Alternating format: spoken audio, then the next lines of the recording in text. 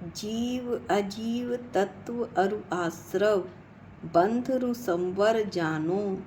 निर्जर मोक्ष कहे जिन तिनको, ज्यों का त्यों सरधानो। है सोई समकित व्यवहारी, अब इन रूप बखानो। तिनको सुन सामान्य विशेषे, दृढ़ प्रतीति उर आनो।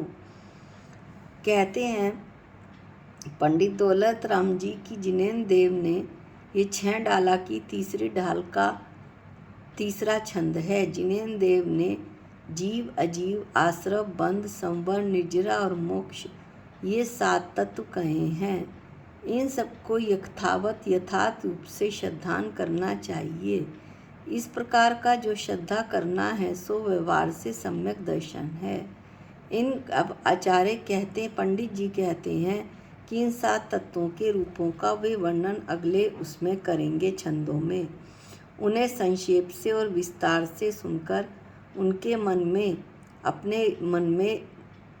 लिए अपने मन में अटल श्रद्धा उत्पन्न करो। ऐसा जो है उसमें इस छंद में बतलाया गया है। अब ये पंक्तियां पढ़कर हम अपने मूल उद्देश्य पर आते हैं और मास्टर की का अध्ययन करते हैं।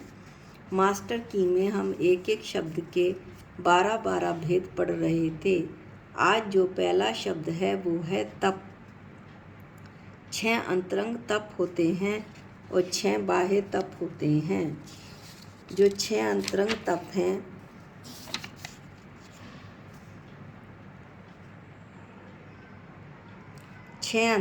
तप हैं नंबर 1 प्रायश्चित, नंबर 2 विनय, नंबर 3 वैयावृत्य, नंबर 4 स्वाध्याय, नंबर 5 विसर्ग और नंबर 6 ध्यान। और 6 बाह्य तप हैं। नंबर 1 अनशन, नंबर 2 अवमोद्रय, नंबर 3 वृत्ति परिसंख्यान, नंबर 4 रस परित्याग, नंबर 5 विविक्त शय्यासन और नंबर 6 काय कलेश। इस तरह से ये हमने 6 अंतरंग और 6 बाह्य तप देखे। अब हम अगला जो शब्द लेंगे वो अवग्रह आदि के विषयभूत पदार्थ हैं। तो इसमें हम सबसे पहले पढ़ते हैं कि अवग्रह क्या है। इंद्रिय और पदार्थ का संबंध होते ही जो सामान्य ग्रहण होता है उसे दर्शन कहते हैं।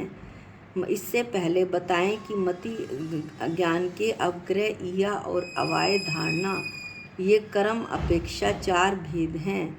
इसमें से पहला भेद अवग्रह है। जब इंद्रिय और पदार्थ का संबंध होता है तो जो सामान्य ग्रहण होता है उसे दर्शन कहते हैं। दर्शन के तुरंत बाद ही जो पदार्थ का ग्रहण होता है वह अवग्रह है।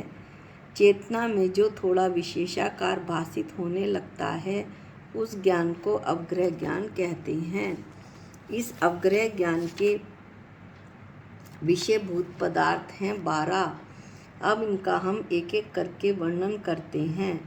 पहला जो है शब्द है बहु। बहुत सी वस्तुओं के ग्रहण करने को बहु ज्ञान कहते हैं। जैसे सेना या वन को समूह रूप से जानना, यह तो संख्या की अपेक्षा है। परिमाण की अपेक्षा बहुत सी दाल या भात जानना। दूसरा जो है विषयभूत पदार्थ। अवग्रह का विषयभूत पदार्थ जो हम पढ़ रहे हैं वो है बहुविध। बहुत तरह की वस्तुओं को ग्रहण करने को बहुविध कहते हैं।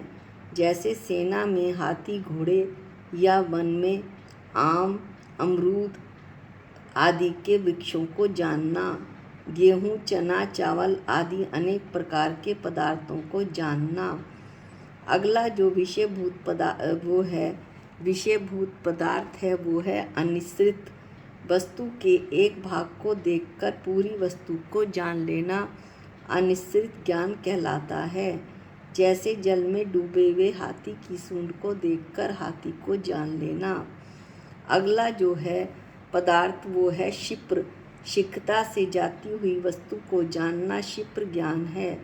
जैसे तेज चलती हुई गाड़ी को या उसमें बैठकर बाहर की वस्तुओं को जानना।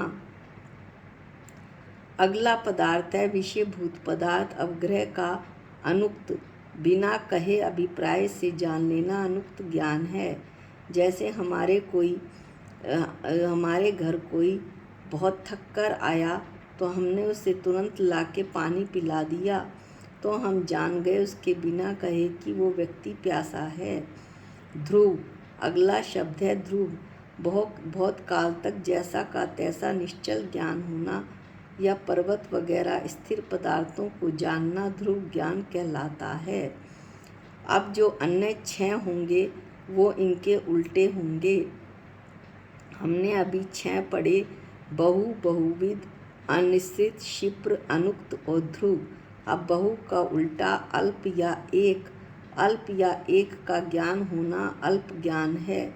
जैसे जीव द्रव्य। एकविध, एक प्रकार की वस्तुओं का ज्ञान होना एकविध ज्ञान है। जैसे फूलों का ज्ञान होना, केवल फूल का ज्ञान होना गुलाब, कमल, चंपा, गेंदा इत्यादि। आक्षिप्र, धीरे धीरे चलते हुए घोड़े वगैरह को जानना आक्षिप्र ज्ञान है।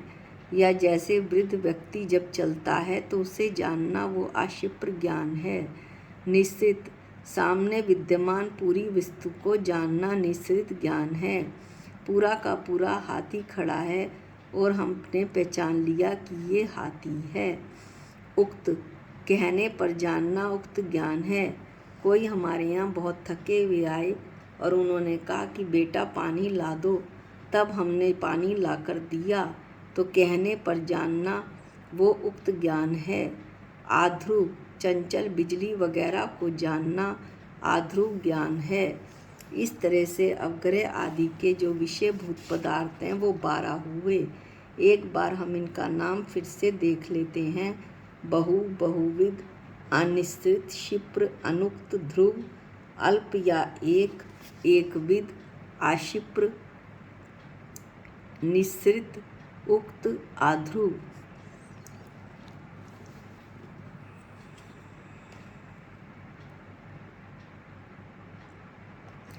अगला जो भेद है वो है 16 सर्गों में 12 इंद्र।